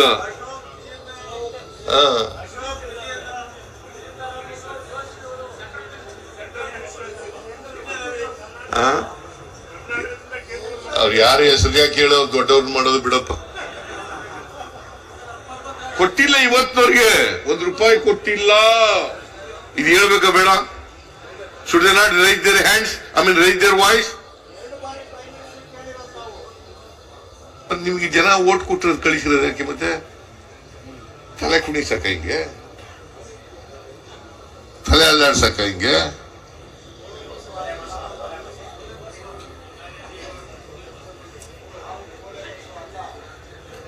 ಇವ್ರಿಗೆ ಏನಾಗಿದೆ ಅಂತಂದ್ರೆ, ಇದು ಹೇಳೋದು ಕೋಪ ಇವರಿಗೆ. ನರೇಂದ್ರ ಮೋದಿ ಹತ್ರ ನಿಂತ್ಕೊಂಡು ಮಾತಾಡಕ್ಕೆ ಬಾಯಿ ಇಲ್ಲ ಇವ್ರ ಹತ್ರ. ಪಾರ್ಲಿಮೆಂಟ್ ನಲ್ಲಿ ಬಾಯಿ ಬಿಡಕ್ಕೆ ಬಾಯಿ ಇಲ್ಲ ಇವ್ರ ಹತ್ರ. Is the position. ಇವರು ಅವರು ಹೇಳಿದ್ರು ಅಂತ ಹೇಳಿ ಪ್ರತಿಭಟನೆ ಮಾಡಕ್ ಶುರು ಮಾಡಿದ್ದಾರೆ. ಇವತ್ತು ನಾವು ಪ್ರತಿಭಟನೆ ಮಾಡ್ತಾ ಇದೀವಲ್ಲ, ನಾವು ಮಾಡಕ್ ಆದ್ಮೇಲೆ ಅದಕ್ಕೆ ಕೌಂಟರ್ ಆಗಿ ಪ್ರತಿಭಟನೆ ಮಾಡೋದು. But the people of Karnataka could understand the design of BJP people. ಅವರ ಕುತಂತ್ರ, ಅವರ ಜನವಿರೋಧಿ ನೀತಿ, ಅವರ ದ್ರೋಹ ಕರ್ನಾಟಕದ ಜನ ಅರ್ಥ ಮಾಡ್ಕೊಳ್ತಕ್ಕಂಥ ಶಕ್ತಿ ಇದೆ. ಇದು ಒಂದಾಯ್ತಾ? ಇನ್ನೊಂದು, ಈ ಮಹದಾಯಿ ಯೋಜನೆ, ಅಪ್ಪರ್ ಭದ್ರಾ ಯೋಜನೆ ಇದೆಯಲ್ಲ, ಅಪ್ಪರ್ ಭದ್ರಾ ಯೋಜನೆ, ನೀರಾವರಿ ಯೋಜನೆ. ಈ ನೀರಾವರಿ ಯೋಜನೆಗೆ ನಾವು ಹೇಳದ್ದಲ್ಲ, ನಿರ್ಮಲಾ ಸೀತಾರಾಮನ್ ಅವರೇ 23-24 ಬಜೆಟ್ ನಲ್ಲಿ, ಅವ್ರ ಬಜೆಟ್ ನಲ್ಲಿ ಹೇಳಿದ್ದಾರೆ ಕರ್ನಾಟಕಕ್ಕೆ, ಇವರು ಡಿ.ಕೆ. ಶಿವಕುಮಾರ್ ಓದಿ ಹೇಳಿದ್ರು ಅವ್ರ ಬಜೆಟ್ ಸ್ಪೀಚ್ ಓದಿ ಹೇಳಿದ್ರು. ನಾನು ಹೇಳಿದ್ದಲ್ಲ, ಇದು ಅವರೇ ಹೇಳಿದ್ದು. 5,300 ಕೋಟಿ ರೂಪಾಯಿ ಕರ್ನಾಟಕಕ್ಕೆ ಕೊಡುತ್ತೇವೆ, ಅಪ್ಪರ್ ಭದ್ರಾ ಯೋಜನೆಗೆ 5,300 ಕೋಟಿ ರೂಪಾಯಿ ಕೊಡುತ್ತೇವೆ ಅಂತ ನಿರ್ಮಲಾ ಸೀತಾರಾಮನ್ ಅವರು ಬಜೆಟ್ ಸ್ಪೀಚ್ ನಲ್ಲಿ ಹೇಳಿರೋದು. ಎಲ್ಲೋ ಆಶ್ವಾಸನೆ ಕೊಟ್ಟಿರೋದಲ್ಲ, ಬಜೆಟ್ ಸ್ಪೀಚ್ ನಲ್ಲಿ ಹೇಳಿರೋದು. ಬಸವರಾಜ ಬೊಮ್ಮಾಯಿ ಅವರು 23-24 ಬಜೆಟ್ ಮಂಡಿಸುವಾಗ 5,300 ಕೋಟಿ ಅಪ್ಪರ್ ಭದ್ರಾ ಯೋಜನೆಗೆ ಕೊಡ್ತೇವೆ, ಜೊತೆಗೆ ಅಪ್ಪರ್ ಭದ್ರಾ ಯೋಜನೆಯನ್ನ ರಾಷ್ಟ್ರೀಯ ಯೋಜನೆ ಅಂತೇಳಿ ಘೋಷಣೆ ಮಾಡ್ತೇವೆ. ಅದ್ರ ಮಾತಾಡಿರ್ಬೇಕಲ್ಲ ಬಸವರಾಜ ಬೊಮ್ಮಾಯಿ, ನಿರ್ಮಲಾ ಸೀತಾರಾಮನ್ ಜೊತೆಲೆ, ಅಥವಾ ಮೊರಾರ್ಜಿ ಇಂಥವ್ರವರು ನರೇಂದ್ರ ಮೋದಿ ಅವ್ರ ಜೊತೆ ಮಾತಾಡಿರ್ಬೇಕಲ್ಲ. ಮಾತಾಡದೆ ಹೇಳಕ್ಕಾಗತ್ತಾ? ಇಷ್ಟೆಲ್ಲ ಬಜೆಟ್ ನಲ್ಲಿ ಹೇಳಿದ್ರು ಕೂಡ ಇವತ್ತಿನವರೆಗೆ ₹1 ಬಿಡುಗಡೆ ಆಗಿಲ್ಲ. ಇವತ್ತಿನವರೆಗೆ 5,300 ಕೋಟಿ ರೂಪಾಯಿನಲ್ಲಿ ₹1 ಬಿಡುಗಡೆ ಆಗಿಲ್ಲ. ಆದ್ರೆ ಬಿಜೆಪಿ ಅವರು ಹೇಳಿದ್ರು ನಾವ್ ಯಾವ್ದು ದುಡ್ಡು ಕೊಡ್ಬೇಕಾಗಿಲ್ಲ. ಮತ್ತೆ ಇದು 5,300 ಕೋಟಿ ಯಾಕಪ್ಪ ಕೊಡ್ಲಿಲ್ಲ? ನೀವೇ ಹೇಳಿದ್ರಲ್ರಿ ಕೊಡ್ತೀವಿ ಅಂತ, ಯಾಕೆ ಕೊಡ್ಲಿಲ್ಲ? ಹಾಗಾದ್ರೆ ಇವತ್ತಿನವರಿಗೆ ₹1 ಕೊಡ್ಲಿಲ್ಲ. ಇವರು ಡಿ.ಕೆ. ಶಿವಕುಮಾರ್ ನೀರಾವರಿ ಮಂತ್ರಿ ಹೋಗಿ ಭೇಟಿ ಮಾಡಿದ್ರು ಅವ್ರನ್ನ, ನಿರ್ಮಲಾ ಸೀತಾರಾಮನ್ ಅವ್ರನ್ನ ಭೇಟಿ ಮಾಡಿ ರಿಕ್ವೆಸ್ಟ್ ಮಾಡಿದ್ರು. ಆ ಜಲಸಂಪನ್ಮೂಲ ಸಚಿವರನ್ನು ಭೇಟಿ ಮಾಡಿದ್ರು, ರಿಕ್ವೆಸ್ಟ್ ಮಾಡಿದ್ರು. ಕೊಡ್ಲಿಲ್ಲ. ಮಿಸ್ಟರ್ ಹನುಮಂತಯ್ಯನವ್ರೆ, ಕೊಡ್ಲಿಲ್ಲ. 5,300 ಕೋಟಿ ಸುಮ್ಮನೆ ಇರ್ಬೇಕಾ? ಕೊಡದೆ ಹೋದ್ರು ನೀವು ರೈಸ್ ಮಾಡಿದ್ರಿ ಸರಿ, ಅವ್ರು ಯಾರು ಮಾಡ್ಲಿಲ್ವಲ್ಲ. ನಿಮ್ ಜೊತೆಗೆ ಅವರು ಧ್ವನಿ ಗೂಡಿಸ್ಬೇಕಾಗಿತ್ತಲ್ಲ, ಮಾಡಲಿಲ್ಲ. ಆಮೇಲೆ ಮಹದಾಯಿ ಯೋಜನೆ ಇವತ್ತಿನವರಿಗೆ ಎನ್ವೈರನ್ಮೆಂಟಲ್ ಕ್ಲಿಯರೆನ್ಸ್ ಸಿಕ್ಕಿಲ್ಲ. So far, Government of India has not cleared environmental permission. ಕೊಟ್ಟಿದ್ದಾರ? ಯಾರು ಕೊಡ್ಬೇಕಾಗಿರೋದು? ಕೇಂದ್ರ ಸರ್ಕಾರ ಕೊಟ್ಟಿಲ್ಲ. ನಾವು ಕೇಳಿ ಸಾಕಾಯ್ತು. ಏನ್ ಮಾಡಬೇಕು? ಕೊನೆಗೆ ಪ್ರತಿಭಟನೆ ಮಾಡಬೇಕು. ರಾಷ್ಟ್ರೀಯ ಯೋಜನೆ ಮಾಡ್ತೀವಿ ಅಂತಂದ್ರು, ಮಾಡಲಿಲ್ಲ. ಆಮೇಲೆ ಅಪ್ಪರ್ ಕೃಷ್ಣಕ್ಕೆ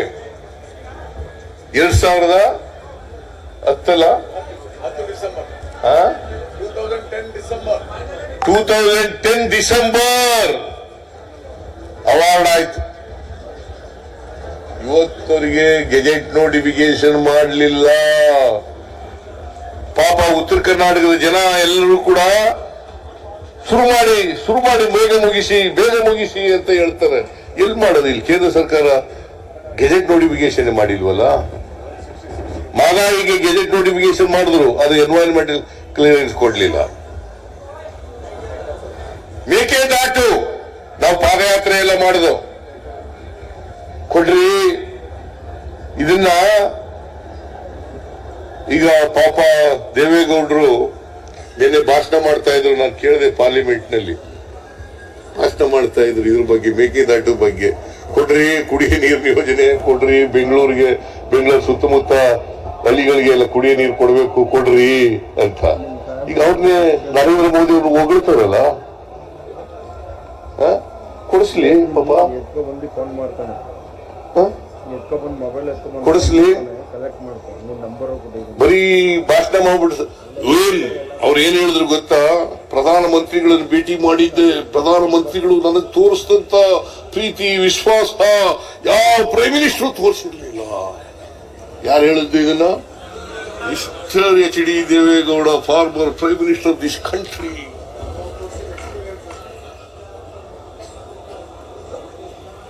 ಕೊಡಿಸ್ಲಿ. ಮೇಕೆದಾಟು ಇದು balancing reservoir. In fact, the advocate appeared for Tamil Nadu. He himself said it. ಅದು ಮೇಕೆದಾಟು ಮಾಡ್ರಿ ಅಂತ. ಬ್ಯಾಲೆನ್ಸಿಂಗ್ ರಿಸರ್ವಾಯರ್ ಮಾಡಿ ಅಲ್ಲಿ 67 TMC ನೀರನ್ನ ಶೇಖರಣೆ ಮಾಡ್ಕೊಂಡಾಗ ಆಗುತ್ತೆ, ತಮಿಳುನಾಡಿಗೂ ಅನುಕೂಲ ಆಗುತ್ತೆ, ಕರ್ನಾಟಕಕ್ಕೂ ಅನುಕೂಲ ಆಗ್ತದೆ ಅಂತ ಹೇಳಿದ್ರು. ವಿದ್ಯುತ್ ಶಕ್ತಿ ತಯಾರು ಕೂಡ ಮಾಡ್ಲಿಕ್ಕೆ ಸಾಧ್ಯ ಆಗ್ತದೆ ಅಂತ ಹೇಳಿದ್ರು. ಆದ್ರೆ ಇವತ್ತವರೆಗೆ ಪರ್ಮಿಷನ್ ಕೊಡ್ಲಿಲ್ಲ. ಎಲ್ಲ ವಿಚಾರಗಳನ್ನ ಇಟ್ಕೊಂಡು ಇವತ್ತು ಪ್ರತಿಭಟನೆಯನ್ನ ಅನಿವಾರ್ಯವಾಗಿ ಇಂತಹ ಒಂದು ಐತಿಹಾಸಿಕ ಪ್ರತಿಭಟನೆಯನ್ನ ಕಾಂಗ್ರೆಸ್ ಸರ್ಕಾರ ಮಾಡ್ತಾ ಇದೆ. ಆಮೇಲೆ ರಾಯಚೂರಿನಲ್ಲಿ ಏಮ್ಸ್ ಕೊಡ್ತೀವಿ ಅಂತ ಹೇಳಿದ್ರು. ಮರ್ತ್ಬಿಟ್ಟಿದ್ದೆ ಬೋಸರಾಜ್. ಏಮ್ಸ್ ಕೊಡ್ತೀವಿ ಅಂತಂದ್ರು. 3 ಪತ್ರ ಬರೆದು ನಾನು ಈ ಸಾರಿ ಚೀಫ್ ಮಿನಿಸ್ಟರ್ ಆದ್ಮೇಲೆ 2 ಪತ್ರ ಬರೆದೆ. ಏಮ್ಸ್ ಕೊಟ್ರಿ ರಾಯಚೂರಿನಲ್ಲಿ ಅಂತ. ಎಲ್ಲಿ ಶರಣ್ ಪ್ರಕಾಶ್? ಬರೆದಿದ್ದೀನೋ ಇಲ್ಲ?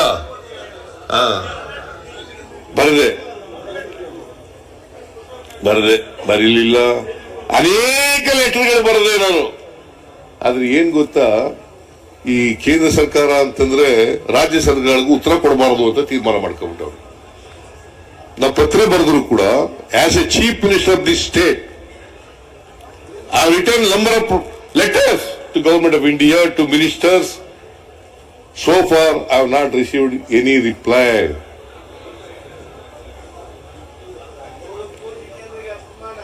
ಅದು ಸ್ಟೆಪ್ ಮದರ್ಲಿ ಆಟಿಟ್ಯೂಡ್ ಇಲ್ವೋ?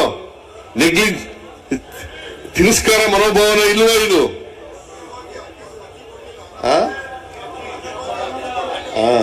ಅನ್ನಭಾಗ್ಯ ಇಲ್ಲಿ ನಮ್ಮ ಮುನಿಯಪ್ಪನವರು ಇದ್ದಾರೆ, KH ಮುನಿಯಪ್ಪನವರು. ನಾವು 10 kg ಆಹಾರ ಧಾನ್ಯಗಳನ್ನು ಕೊಡ್ತೀವಿ ಅಂತ ಹೇಳ್ಬಿಟ್ಟಿದ್ದು. ಅಕ್ಕಿನೇ ಕೊಡ್ತೀವಿ ಅಂತ ಹೇಳಿರಲಿಲ್ಲ, ಆಹಾರ ಧಾನ್ಯಗಳು ಕೊಡ್ತೀವಿ ಅಂತ ಹೇಳಿದ್ರು. 5 kg ಕೊಡ್ತಾ ಇದ್ದಾರೆ. ಇನ್ನು 5 kg ನಾವು ಎಕ್ಸ್ಟ್ರಾ ಕೊಡ್ತೀವಿ. ಯಾಕಂತಂದ್ರೆ ಕರ್ನಾಟಕದಲ್ಲಿ ಇರ್ತಕ್ಕಂಥ ಬಡವರು, ಎಲ್ಲ ಜಾತಿ ಬಡವರು, ಇಂಥ ಜಾತಿ ಬಡವರಲ್ಲ, ಇಂಥ ಧರ್ಮದವರು, ಇಂಥ ಜಾತಿಯವರು ಅಂತಲ್ಲ, ಎಲ್ಲ ಜಾತಿ ಬಡವರೇ ಒಂದು ಕ್ಲಾಸ್.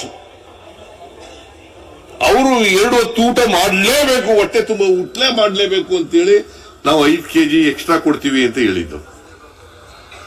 ಕೊಡ್ಬೇಕ ಬೇಡ? ಕೇಂದ್ರ ಸರ್ಕಾರ ಅಕ್ಕಿ ಇಟ್ಕೊಂಡು ಕೊಡ್ಲಿಲ್ಲ ನಮಗೆ. ಇವರು ಹೋಗಿ ಭೇಟಿ ಮಾಡಿದ್ರು KH ಮುನಿಯಪ್ಪನವರು. ದುಡ್ಡು ಕೊಡ್ತೀವಿ, ಫ್ರೀಯಾಗಿ ಕೊಡ್ಬೇಡ್ರಿ, 1 kg 34 ರೂಪಾಯಿ ಕೊಡ್ತೀವಿ, ಕೊಡ್ರಿ ನಮಗೆ ಅಕ್ಕಿನ ಅಂತಂದ್ರೆ ಕೊಡ್ಲಿಲ್ಲ. ರಾಜಕೀಯ ಮಾಡ್ಬಿಟ್ರು. ಆದ್ರೂ ನಾವು ಸುಮ್ಮನಾಗ್ಲಿಲ್ಲ. 170 ರೂಪಾಯಿ ಪ್ರತಿಯೊಬ್ಬರಿಗೆ ಪ್ರತಿ ತಿಂಗಳು 170 ರೂಪಾಯಿ ಕೊಡ್ತಾ ಇದ್ದೀವಿ. ನಾವು ಎಲ್ಲಿ ತಪ್ಪು ಮಾಡಿದೀವಿ? ಆಮೇಲೆ ಈ ಇವರು ಬಿಜೆಪಿಯವರು ಏನ್ ಹೇಳ್ತಾರೆ, ಬಿಟ್ಟಿ ಭಾಗ್ಯಗಳು. ಏನಾಗಂದ್ರೆ ಬಿಟ್ಟಿ ಭಾಗ್ಯಗಳು ಅಂದ್ರೆ 2,000 ರೂಪಾಯಿ ಕೊಡೋದು ಬಿಟ್ಟಿ ಭಾಗ್ಯನಾ? ಬಡವರಿಗೆ ಫ್ರೀಯಾಗಿ ಬಸ್ನಲ್ಲಿ ಹೋಗ್ರಿ, ಆ ಉಳಿದ ದುಡ್ಡನ್ನ ಬೇರೆ ಬಾಬುಗಳಿಗೆ ಖರ್ಚು ಮಾಡ್ಕೊಳ್ರಿ ಅಂದ್ರೆ ಬಿಟ್ಟಿ ಭಾಗ್ಯನಾ? ಹೊಟ್ಟೆ ತುಂಬ ಊಟ ಮಾಡಿ ಏನಾದ್ರು ಬಿಟ್ಟಿ ಭಾಗ್ಯನಾ? ವಿದ್ಯುತ್ ಶಕ್ತಿ ಫ್ರೀಯಾಗಿ ಕೊಡ್ತೀವಿ ಅಂತಂದ್ರೆ ಬಿಟ್ಟಿ ಭಾಗ್ಯನಾ? ಯುವಕರಿಗೆ 2 ವರ್ಷ ಕೆಲಸ ಇಲ್ಲದವರಿಗೆ, ನಿರುದ್ಯೋಗಿಗಳಿಗೆ ತಿಂಗಳು 3,000 ರೂಪಾಯಿ ಕೊಡ್ತೀವಿ ಅಂತಂದ್ರೆ ಬಿಟ್ಟಿ ಭಾಗ್ಯನಾ? ನೋಡಿ ಹೆಂಗೆ, ಎಷ್ಟು ಲಘುವಾಗಿ ಮಾತಾಡ್ತಾರೆ, ಎಷ್ಟು ತುಚ್ಛವಾಗಿ ಮಾತಾಡ್ತಾರೆ. ಇವರಿಗೆ ಪಾಠ ಕಲಿಸ್ಬೇಕೋ ಬೇಡ? ಈ ರಾಜ್ಯದ ಜನ ಬುದ್ಧಿ ಕಲಿಸ್ಬೇಕೋ ಬೇಡ? ಸೊ ದಿಸ್ ಇಸ್ ಬಿಟ್ಟಿ ಭಾಗ್ಯ. ಅದಕ್ಕೆಲ್ಲ ದುಡ್ಡು ಖರ್ಚು ಮಾಡ್ಬಿಟ್ಟಿದೆ. ಇದೇ ನರೇಂದ್ರ ಮೋದಿ ಅವರು ಹೇಳಿದ್ರು, ಈ ಭಾಗ್ಯಗಳನ್ನ, ಈ ಗ್ಯಾರಂಟಿಗಳನ್ನ ಜಾರಿ ಮಾಡಕ್ ಸಾಧ್ಯ ಇಲ್ಲ, ಮಾಡ್ಬಿಟ್ರೆ ರಾಜ್ಯ ಆರ್ಥಿಕವಾಗಿ ದಿವಾಳಿ ಆಗ್ಬಿಡ್ತದೆ. ನಾವು 8 ತಿಂಗಳೊಳಗಡೆ ಎಲ್ಲ 5 ಗ್ಯಾರಂಟಿಗಳನ್ನ ಜಾರಿ ಮಾಡಿ ರಾಜ್ಯದ ಆರ್ಥಿಕ ಪರಿಸ್ಥಿತಿಯನ್ನು ಕೂಡ ಸುಭದ್ರವಾಗಿ ಇಟ್ಟಿದ್ದೇವೆ. ಏನ್ ಮಾಡಿದ್ದೀವಿ? ರಾಜ್ಯದ ಆರ್ಥಿಕ ಪರಿಸ್ಥಿತಿ ರಾಜ್ಯವನ್ನ ದಿವಾಳಿ ಆಗಕ್ಕೆ ಬಿಟ್ಟಿಲ್ಲ. ಇದೇ ನರೇಂದ್ರ ಮೋದಿ ಅವರು ಇಷ್ಟೆಲ್ಲ ಮಾತಾಡ್ತಾರಲ್ಲ, ಸಾಲ ಎಷ್ಟಿತ್ತು ಗೊತ್ತಾ? ಇವ್ರು ಬರೋಕ್ಕೂ ಮುಂಚಿತವಾಗಿ ಎಷ್ಟು ಹನುಮಂತಯ್ಯನವ್ರೆ? ಇಲ್ಲ, 180 ಲಕ್ಷ ಕೋಟಿ. 54 ಲಕ್ಷ ಇತ್ತು ಸ್ವಾತಂತ್ರ್ಯ ಬಂತವಿಂದ.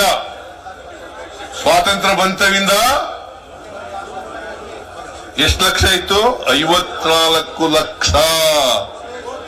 ಟುಡೇ ನಿಮ್ಮ ನಿರ್ಮಲಾ ಸೀತಾರಾಮನ್ ಬಜೆಟ್ ಘೋಷಣೆ ಮಾಡಿರೋದು ಈ ವರ್ಷದ ಕೊನೆಗೆ 180 ಲಕ್ಷ ಕೋಟಿ.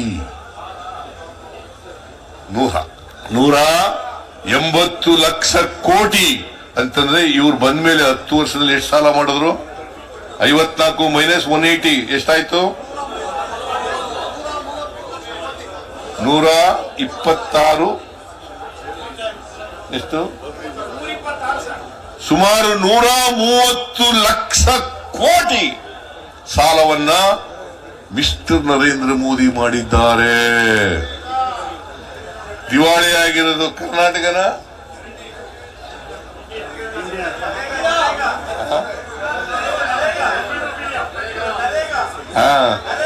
ನರೇಗಾ ಅದು ದುಡ್ಡು ಕೊಟ್ಟಿಲ್ಲ. ಏನಪ್ಪಾ, ಇಲ್ಲ ಪ್ರಿಯಾಂಕಾ ಬಂದಿಲ್ವಾ? ಪ್ರಿಯಾಂಕ್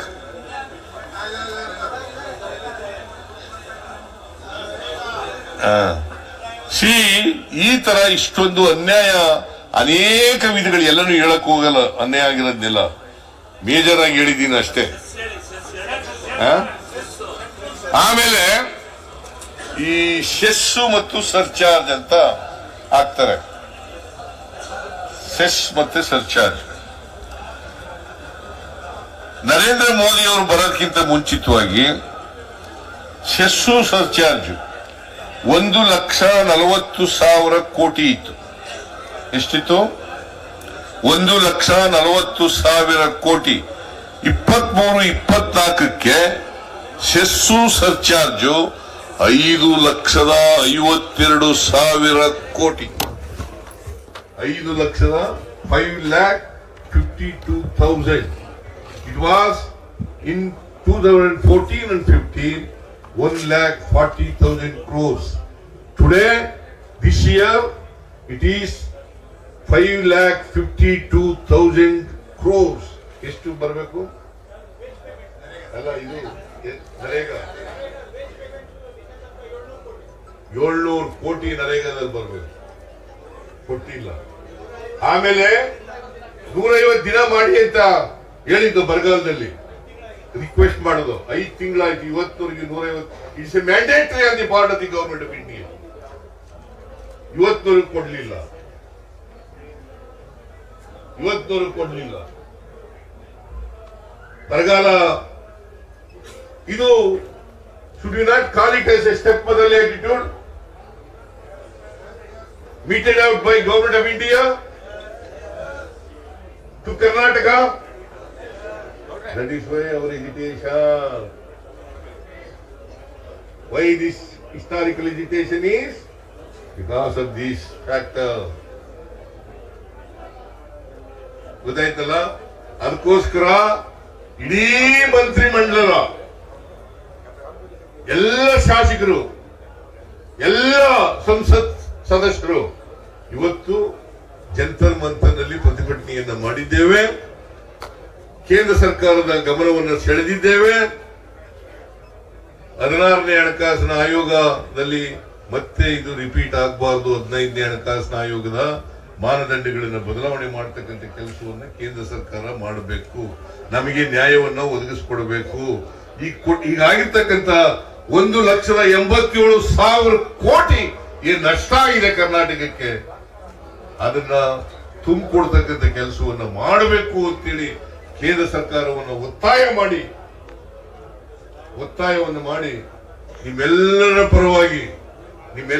ಪರವಾಗಿ ಕೇಂದ್ರ ಸರ್ಕಾರವನ್ನು ಒತ್ತಾಯ ಮಾಡ್ತೇನೆ.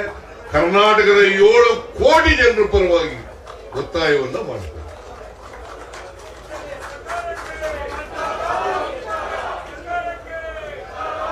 I hope that I have clarified myself on all aspects. ಆಗಿಲ್ಲ. ಅದರಿಂದ ನಿಮ್ಮೆಲ್ಲರಿಗೂ ಕೂತ್ಕೊಳ್ಳಿ, ಎಲ್ಲ ಕೂರ್ರಿ ಪ್ಲೀಸ್.